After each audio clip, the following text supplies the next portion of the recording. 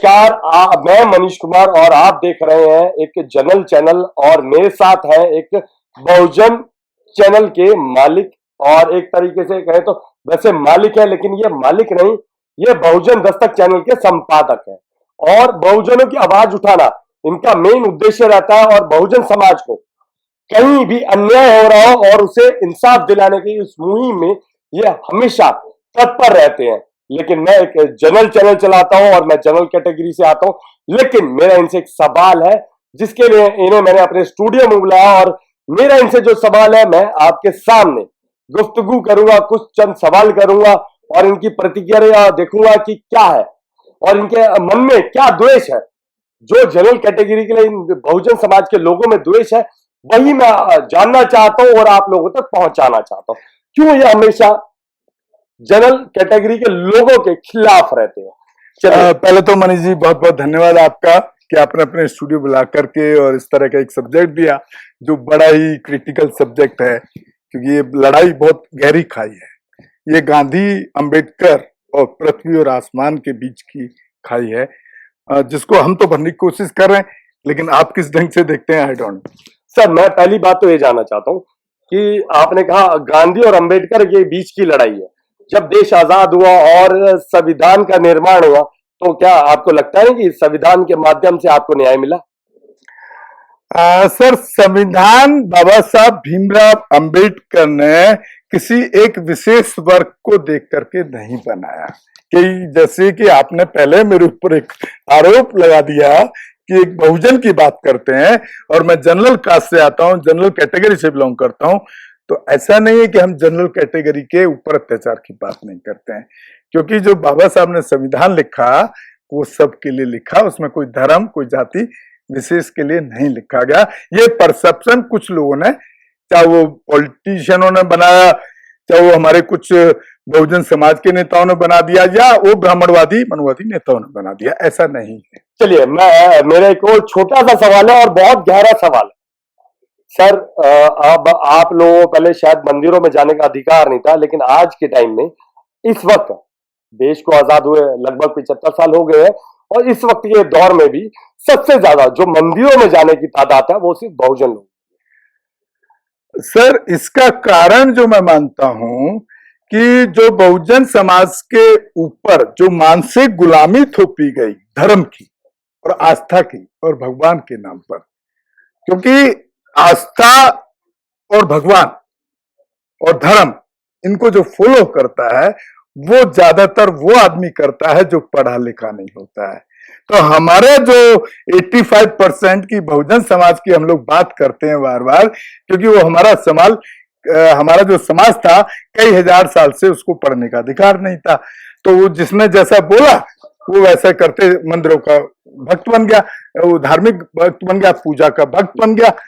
तो मैं समझता हूं कि उन लोगों को पढ़ाई उन्होंने नहीं किया, या बाबा साहब अम्बेडकर को नहीं पढ़ा, या हमारे महापुरुषों को, पेरियर को, ज्योतिबा फुले राव को, या जितने भी हमारे बहुत सारे नाम इसमें हैं, सर ललाई सिंह यादव भी हैं, उन लोगों को शायद उन्होंने नहीं पढ़ा। साहू महाराज भी हैं इसके अंदर, अगर वो उनको पढ़ लें तो खुद ही मंदिर जाना छोड़ देंगे। मेरा एक छोटा सा सवाल है, मैं आपको रोकना चाहता हूँ इस जगह पर जी। मेरा एक छोटा सा सवाल है, आप सब दर्शक हैं और कई बार आपने एक मंत्री थे हमारे राजेंद्र पाल गौतम जी, तो उनकी बाबा साहब की 22 प्रतिज्ञा पर बड़ा बवाल हुआ था दिल्ली में, क्या पूरे भारत देश में, तो उनको अपना मंत्री पद भी त्यागना पड़ा था। लेकिन मैं इसी विषय में आपसे एक सवाल करना चाहता हूँ और मेरा सवाल बड़ा छोटा सा। सर, मैं उससे पहले एक सवाल दे रहा हूँ सर, आपको सुनना पड़ेगा, क्योंकि राजेंद्र पाल गौतम एक लाला की दुकान में काम करने वाले, अगर वो उस धर्म पे, उस सामाजिक व्यवस्था पर चोट करेगा तो उसको मंत्रालय क्या, उसका घर भी छीनेगा। आप तो मेरे को लग रहा है कि कुछ ज्यादा ही, यानी कि द्वेष पैदा करे। सर, द्वेष नहीं पैदा कर रहा हूं, मैं सच्चाई बता रहा हूँ लोगों को। सर, मेरा उद्देश्य, मेरा ये सवाल नहीं था, मेरा जो सवाल था, ठीक है, अब बोलिए। मेरा सिर्फ सवाल इतना था, देश को आजाद हुए 75 साल हो गए, संविधान को जो भारत को संविधान दिया गया अंग्रेज जाने के बाद, उसके निर्माता थे बाबा साहब भीमराव अंबेडकर जी। लेकिन बाबा साहब भीमराव अंबेडकर नहीं, जो अपना दलित वंचित समाज था, बहुजन समाज था, उसको एक जो धर्म है, एक धर्म या धर्म कह लें, मैं जितना जानता हूं मैं तो धर्म ही कहूंगा, जी। लेकिन ये लोग धम कहते हैं। लेकिन एक धम दिया था और एक दीक्षा भूमि में जाकर 10 लाख लोगों में 10 लाख लोगों ने जाकर दीक्षा भूमि पर नागपुर वहां पर अपना धर्म परिवर्तन करा था। जी। लेकिन उसके बावजूद भी बाबा साहब का इतना बड़ा कारवा जो आगे नहीं चल पाया 75 साल में भी, क्या कमी रही जो आज भी बहुजन लोग मंदिरों में जाते हैं। यहां तक कि आप कमी पूछना चाहते हैं, मैं उस पर आ रहा हूं। जैसे कि मैं एक लिटरली गांव में पैदा हुआ, ठाकुरों की गुलामी की, मजदूरी की, लेकिन बाबा साहब को पढ़ना चालू किया जिस दिन से, आते आते 97-6 से आते आते मुझे बुद्धम को अपनाने में 99 हो गया, यानी कि 76 से 99, यानी कि लगभग 23 साल लग गया। 23 साल लग गए। ठीक है। तो ऑब्वियसली देखिए क्या है, जो चीजें हमको कई हजार साल से हमको एक मानसिकता में बैठा दी गई हैं सर, तो इतना आसानी से कैसे निकलेगा, उसमें टाइम लगता है और हम उस पर काम कर रहे हैं। अगर ये बच्चा अगर 99 के अंदर दीक्षा ले सकता है, आज हमारे चैनल के माध्यम से हमारे पास हजारों कॉल हैं कि हम बुद्धिज्म की दीक्षा लेना चाहते हैं, हमको रास्ता बताइए।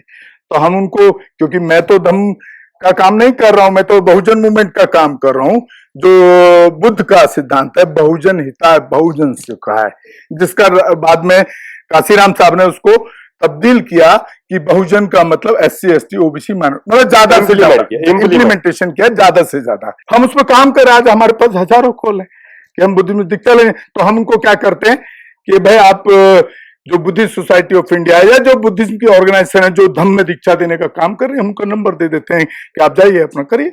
चलिए, मैं एक और बात जानना चाहता हूँ। सावन का महीना आता है जी, सावन का महीना आता है हर साल, पूरे देश से कावड़िए उमड़ते हैं, और शायद मैं ये नहीं कहता बहुजन समाज को, मैं ये मानता हूं कि बहुजन समाज के लोग सबसे ज्यादा कावड़ के अंदर शिद्दत करते हैं, और सबसे ज्यादा जो ऊपर का तबका है उसको उस चीज का कहीं ना कहीं खामियाजा उठाना पड़ता है। सरकारें भी उनको समर्थन करती हैं, यहां तक कि कहीं ना कहीं देखा जाए आपके समाज के लोगों को सबसे ज्यादा जो बलशाली या नहीं सर, यहाँ मैं आपके क्वेश्चन से एग्री नहीं कर सकता। आपने ये बोला, नहीं सर सुनना पड़ेगा, नहीं सर सुनना पड़ेगा आपको। आपने बोला ऊपर वाला जो तबका, ऊपर वाला मतलब जनरल कास्ट, वो सफर कर रहा है। वो कहां से सफर कर रहा है? पूजा के नाम पे और कांवड़ के नाम पे धंधा हो रहा है।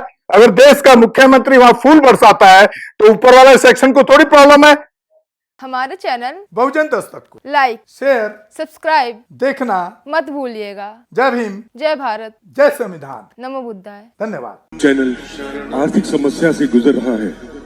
अगर आप बहुजन समाज में बाबा साहेब अम्बेडकर और तथागत बुद्ध की विचारधारा को अधिक से अधिक लोगों तक पहुंचाना चाहते हैं तो हमें आर्थिक सहयोग प्रदान करें, ताकि हम अपने चैनल के माध्यम से देश विदेश में समता, बंधुता, एकता और संवैधानिक अधिकारों को ज्यादा से ज्यादा लोगों तक पहुंचा सकें। आप अपनी सहायता राशि नीचे लिखे खाते में जमा करा सकते हैं। खाता धारक गौतम रत्ना, खाता संख्या 3169576865 IFSC कोड SBIN 0060336, बैंक भारतीय स्टेट बैंक। आप हमारे बैंक खाते का विवरण स्क्रीन पर भी देख सकते हैं। जय भीम, जय भीम। मैं गौतम रत्ना आपका बहुजन फिल्म प्रोडक्शन में स्वागत करता हूं, और आप हमारे प्रोडक्शन हाउस के अंदर अपना कैरियर बना सकते हैं as a film director, as a producer and actor and actress and editor and cinematographer also. अगर आपको फिल्म से रिलेटेड कुछ भी प्रोजेक्ट आपको बनवाना है तो हमारे पास में पूरा सेटअप है, जिसमें फिल्म कैमरा है, शूटिंग लाइट्स है और एडिटिंग है। सारा A to Z एक ही जगह पर आपको हमारे यहाँ पर मिल जाएगा। तो दोस्तों आप हमें कांटेक्ट कर सकते हैं हमारे नंबर्स पर 9810085714 और 8510005714। हमारे वेबसाइट पे विजिट कर सकते हैं www.filmserviceindia.com, और हमें मेल भी कर सकते हैं gautamfilmsproduction@gmail.com पर। धन्यवाद।